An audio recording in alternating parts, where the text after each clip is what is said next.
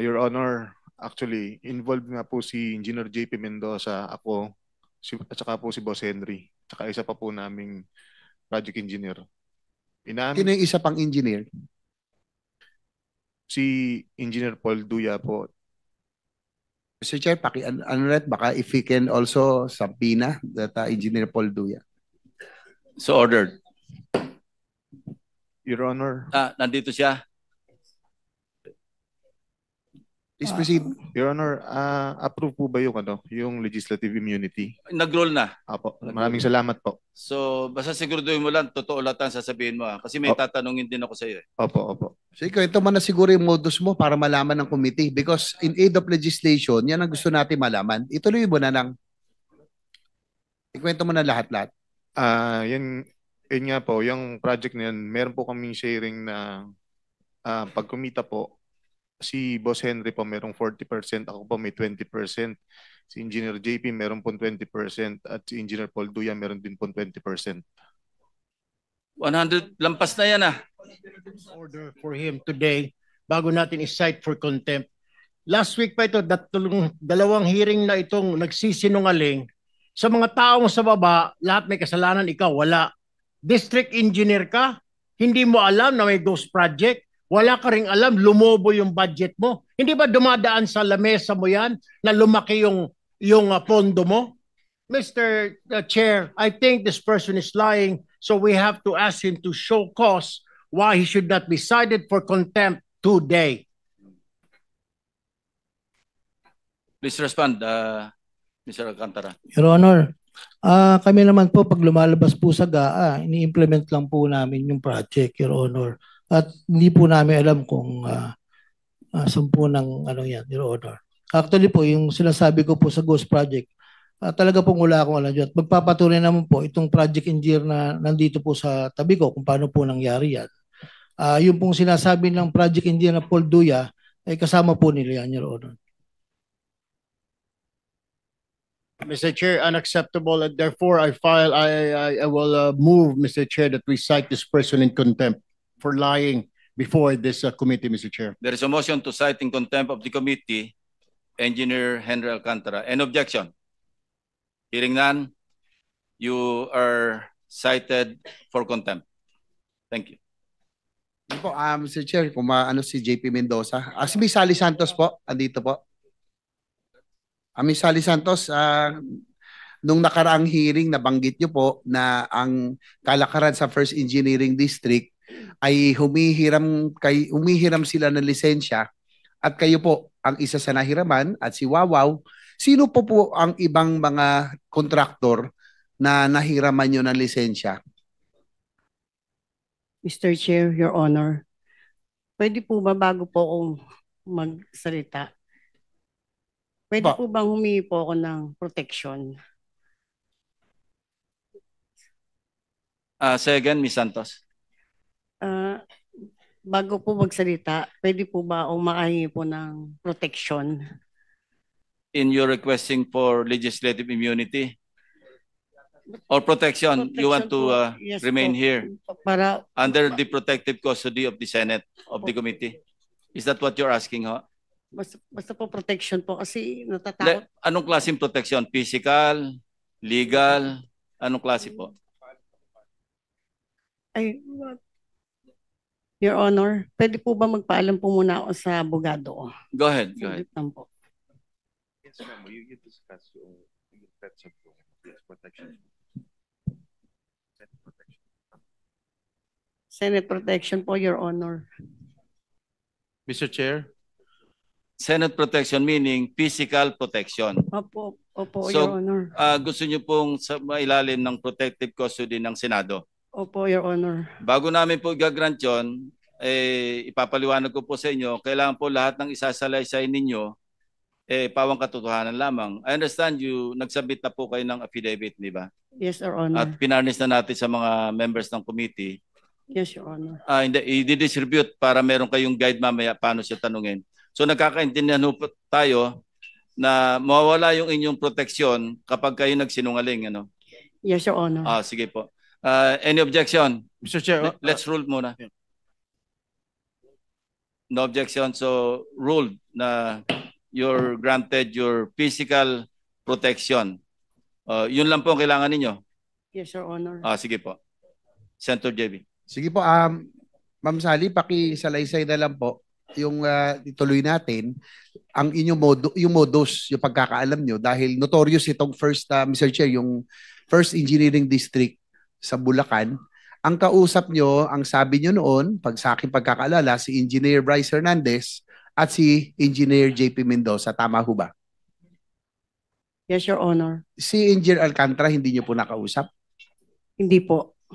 So, ilan po, balikan natin, sino pa ho ang mga contractors na mga lisensya ang inyo pong nahiraman? Bukod po kay Wawaw, si Darcy and Ana po. Sino po? Si Darcy and Ana. Darcy and Ana. Nako, opo, inabanggit ni Santola. Sino pa ho? Yun lang po, Your Honor. Sa inyong pagkakalam, itong in-house contracting, ibig sabihin ho nito, Mr. Chair, in-house, meaning papeles lamang, no? Walang tunay na proyektong naisagawa. Pero parang pinalabas na meron, no? Dahil lisensya, ang sabi nyo, hinihiram lisensya nyo nila Bryce Hernandez at JP Mendoza para sa mga proyektong na ipanalo sa bidding. Tama ho ba? Yes, Your Honor. Ilan po ang ghost projects na sa tingin nyo alam? Bakit ho nagkaroon ng ghost projects sa inyong pagkakalam? Alam nyo ba na yung lisensya ay gagamitin para sa proyektong hindi naman talagang gagawin? Actually, Your Honor, hindi ko po alam na gagawin po nila Engineer Bryce at JP Mendoza po yun. Kasi po syempre po, sila po itauhan po ng DPWH. Naniniwala po ako na hindi po nila gagawin yun dahil yung po kasi lisensya ko po, sa pilitan na po nilang iniram po sa akin, katulad po dun sa PL, basta tinawag na lang po nila na yung PL po ay ibibid. Tapos pinasa ko lang po yung technical ko po. Tapos sila na po ang bahala doon sa financial, sila na rin po ang gumawa, Your Honor. As kay Engineer Alcantara, ang sabi nyo no nakarang hearing ay kayo po'y pumipirma lamang at iniasa nyo lahat ito kala Engineer Bryce Hernandez at kay JP Mendoza, yung pong operasyon at halos lahat ng modus doon sa inyong yung distrito. Normal situation po kasi involved po yung project engineer na siyang nakakaalam po ng project, tapos pipirmahan po ng implementing section chief na nag-i-implement po ng project. So susunod po yung mga tao na nakapirma. Sa amin po kasi pag po nakapirma na po kasi yung mga nasa baba po sa akin, pinipirmahan ko na po yun. So, sino po ang talagang may alam? Aside from, sabi nyo, si Bryce Hernandez, si JP Mendoza, yung dalawa po, ay talagang involved? Doon po sa kwento kung paano nangyari, hindi ko po masabi po, no? Kasi sabi ko nga po nung nakaraan, na-discover ko lang po yan nung may nag-report po sa akin na certain na ang bago pong construction chief na si JM Ramos at si Engineer Galang po na nag-report po sa akin na di umano. Andito ba sila, Mr. Chair, sila JM Ramos at si Engineer Galang? Secretariat? Kasi po ay ang base sa inyo pong salaysay, nalaman nyo po na nagkaroon ng ganitong mga ghost project dahil po ayaw pumirma, tama ba? Ni Engineer JM Ramos? Yun po yung unang report niya sa akin. Tapos po, sinang-ayunan po yun ni Engineer Galang po. At later po, itong huli po, tinanong ko po yung project engineer na in charge kung bakit nakapirma sila. Meron pong alleged na wala. Yun lang po, Your Honor, Mr. Chair. Mr. Chair, can we invite JM Ramos and JP Mendoza? I think they are vital para malaman po natin ang impormasyon dito sa modus na ito. Yeah. So ordered.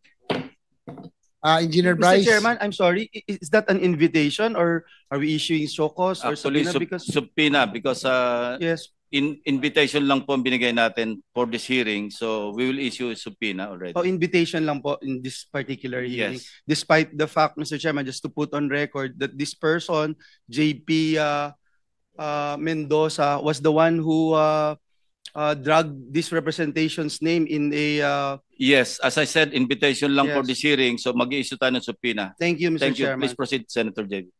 Thank you. I think very vital yung dalawa, tsaka si JM Ramos. Ano po ang papel talaga ni JP Mendoza dito?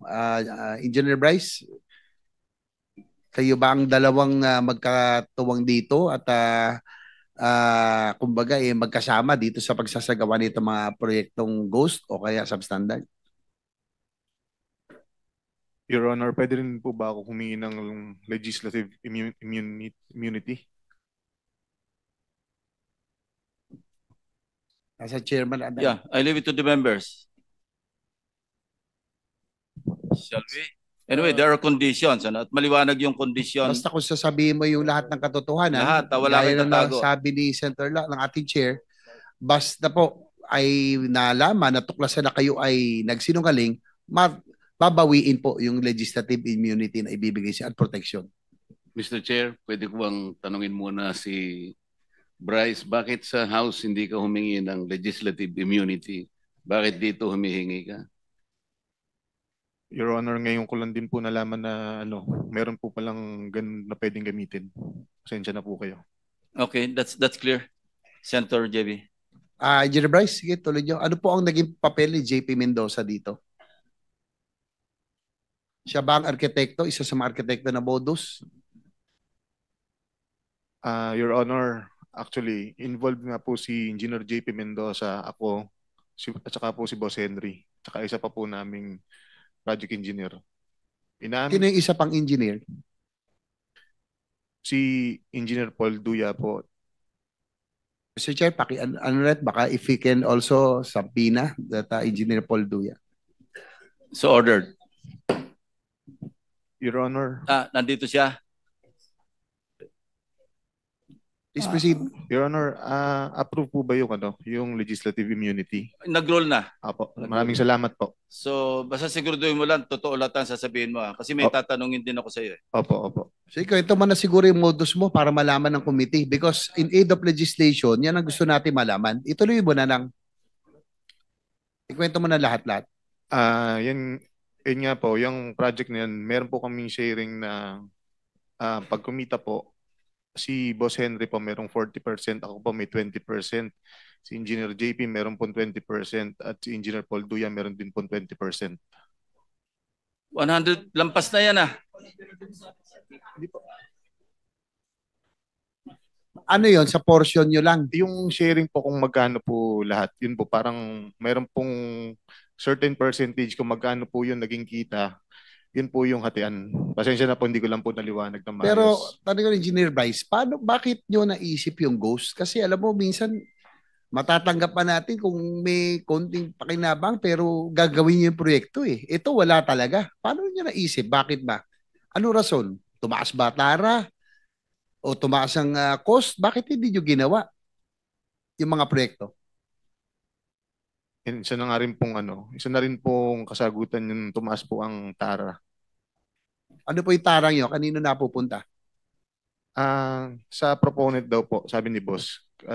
Honest, wala po akong direktang pakikipag-usap sa proponent. Engineer Alcantara, DE. Sino po sabi yung mo, proponent? Boss Angeles, yung dating DE yan, di ba? Raul Angeles? Hindi po, wala po akong binanggit na Angeles po. Sorry. Engineer Alcantara, sino po yung proponent na sinasabi ni Bryce? Hindi ko po alam sa kanya, Your Honor. Every time po na may tatanong sa kanya, puro po ang turo sa akin. Maliwanag ba naman po rito na sinasabi ng mga contractor na sila po ang kausap dyan, Your Honor. Hindi, pero under oath po kayo, Engineer Yes, sir. Alcantara, para mabawasan na nyo. Turuan nyo na kami, tulungan nyo na kami malaman ng katotohanan. Total, andyan na kayo sa ganitong posisyon, sitwasyon. Sino po buwang mas mataas na opisyal ang nakakaalam nito o may kinalaman nito? Whether insertion o pinayagan yung inyong modus, meron bang mas mataas opisyal ng DPWH? Meron bang legislator na yan ang sinususpetsahan? Dahil, sige po. Your Honor, pagdating po sa funding, gaya po ng sinabi ko dati, kami po ay nagsasubmit ng wishlist sa regional office po. wishlist po na nanggagaling sa amin. At after po niyan, sinasabit po nila sa central office. Regarding po dun sa mga insertions po ng sinasabi niyo po, wala po kaming alam po doon Your Honor Kasi po, gaya nga po nila Yusek Kati at sila Secretary, tinatanong niyo po sila dati kung sino po kasi hindi po Yung wala po sa proponent, level. hindi nyo alam kung sino? Sa level nyo? Yung pong regular po na dumadating po sa district na under po sa NEP lang po ang pinag-uusapan po natin. Sinong Yusek ang sinasabi nyo may alam nito? Yung mas mataas sa inyo? Hindi po, ang sinasabi ko po, tinatanong nyo po dati sila Yusek Cabral because they are the planning. So kami po, hindi po namin alam po sa level po namin yung sa mga ganyan pong funding, Your Honor. Dahil nung huling pag-appear dito ni Congressman Toby Tiangco, may mga dala siyang dokumento. At doon sa kanya pinakita, Mr. Chair, marami po ang insertions at bigla bumukol, lumaki ang sa Mindoro at sa Bulacan. So, yun po ay na documented, dala ni Congressman Tiangco. Hindi nyo pa i-confirm, Engineer Alcantara, na may alam kayo doon? Hindi ko po alam, Your Honor, talaga po. Pagdating po sa funding, Your Honor. Sino ba talaga ang mastermind sa inyong dalawa? Sabi ni Bryce Hernandez, kayo po, engineer. Your Honor, yung pong ghost project yan, talaga pong wala po akong alam sa ghost project na yan, Your Honor. Mr. Chair, with the indulgence of Senator JBR. Senator Erwin Tulfas recognized. Mr. Chair, can we ask this person to show cause, order a show cause order for him today bago natin i-cite for contempt? Last week pa ito, dalawang hearing na itong nagsisinungaling. Sa mga taong sa baba, lahat may kasalanan, ikaw wala. District engineer ka, hindi mo alam na may ghost project, wala ka ring alam, lumobo yung budget mo. Hindi ba dumadaan sa lamesa mo yan na lumaki yung pondo mo? Mr. Chair, I think this person is lying, so we have to ask him to show cause why he should not be cited for contempt today. Please respond, Mr. Alcantara. Your Honor, kami naman po pag lumalabas po sa GAA, ini-implement lang po namin yung project, Your Honor. At hindi po namin alam kung saan po ng yan, Your Honor. Actually po, yung sinasabi ko po sa Ghost Project, talaga pong wala akong alam dyan. At magpapatunay naman po itong project engineer na nandito po sa tabi ko kung paano po nangyari yan. Yung pong sinasabi ng project engineer na Paul Duya, ay kasama po nila yan, Your Honor. Mr. Chair, unacceptable, and therefore I will move, Mr. Chair, that we cite this person in contempt for lying before this committee, Mr. Chair. There is a motion to cite in contempt of the committee, Engineer Henry Alcantara. Any objection? Hearing none, you are cited for contempt. Thank you. I'll wind up for this round, Mr. Chair. Engineer Alcantara, kayo yung inyo pong distrito ay multi-awarded dahil sa high utilization in disbursement rate. Tama ho ba? Yes, Your Honor. Mr. Chair, mag-wind up na po ako. Doon daw kasi, kahit na halimbawa, 30% pa lang ang progress billing ng contractor, ay 40 to 50% na raw ang sinasabi, ang nakukuha nilang cheque. Bakit ito nangyayari yun? 30% pa lang ang sinisingil pero ang inyong binabayad nasa 40 to 50% na. Yeah, that's your last question because your time is up. Your Honor, ako po kasi nagdidepende lang po ako dun sa statement of work accomplished na pinipirmahan po ng tao ko. Kung ano po ang accomplishment na nasa field, sila po kasi ang nagsacertify po ng Your Honor. Thank you po. Thank you, Mr. Chair. Siguro, last na, Bryce, sino ang proponent? Alam mo ba? Ayaw kasi sabihin ni Engineer Alcantara. May alam ka ba? Sabihin mo na, para may inyong immunity na sa'yo. Ang sinasabi lang po sa amin ni Boss, wala po akong specific kagaya po nung sa iba na sa ibang senators po na nabanggit ni Boss. Pero dito po, wala po siyang specific na sinabi kung kanino po. Before I recognize Senator Amy, who's next in line, may papakita lang ako na slide. This will be a test of your credibility. Paki-ano nga yung slide, yung piles of cash na pinakita doon sa House.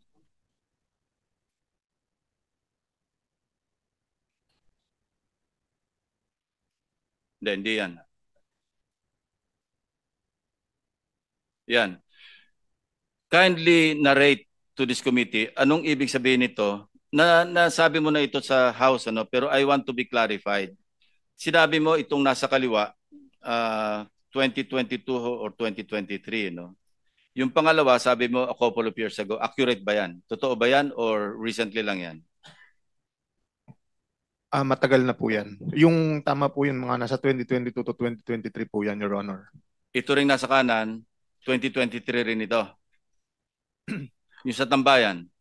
Opo, alam ko nasa ganung year po yun, Your Honor. Okay, kanino yung tambayan na yan? That's a house. That's not within the premises or compound of the DEO, di ba? Opo, wala po sa Kanino compound yan? ng DEO. Sino may-ari niyang tambayan? Sa pagkakaalam ko po, kasi hindi ko naman po nakita ang title nung Hindi, ano. wag na yung title. Yung pagkaalam mo na kung kanino. Opo, kaibigan po ni Boss Henry Alcantara. Si Lauren Cruz, Opo, Your Honor. yung bagman niya. Hindi ko po masabi, parang Dapat po. alam mo kung sino si Lauren Cruz. Kilala ko po siya. Bali, ninong ko po nga po siya. Kaya nga, Opo. so alam mong bagman siya. Kasi lahat ng mga dinodonate ni Henry Alcantara ng mga sasakyan kung kani-kanino, sa kanya nakapangalan yung invoice. Alam ko po. Opo. Alam mo pala hindi ka nagsasabi ng totoo. Ang Your, sinasabi ko sa iyo, sabihin mo lahat yung totoo rito, wag ka na magpaikot-ikot. Your Honor, ang naging dating po kasi sa akin ng bagman is parang tagadala po ng pera. Pasensya na po kayo. Oo nga, Hindi ko lang po tagadala naintindihan. Tagatago ng pera, tagadala ng pera. Ang alam ko po, opo. Kasi kanya tong lugar, di ba? Yes, Your Honor. Oh. Sabi ko sa iyo, wag ka magpasikot-sikot. Mas marami pa akong alam sa iyo kaysa sa alam mo. Ha? Wag mo kami paikutin dito. Senator Amy. Yes, thank you very much, Mr. Chairman.